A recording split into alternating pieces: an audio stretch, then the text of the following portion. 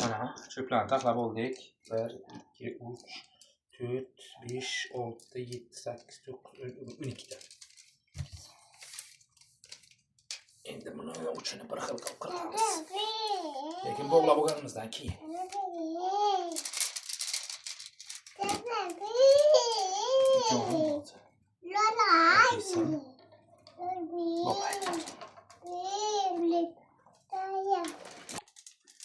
Mana bog'lab oldik.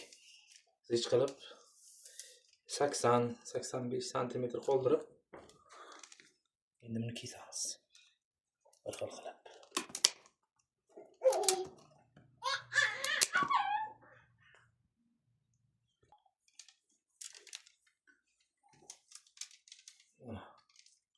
Nishonlarni urish uchun moslashtirgan tayog'imiz taq bo'ldi. Mana shunday holatga keladi.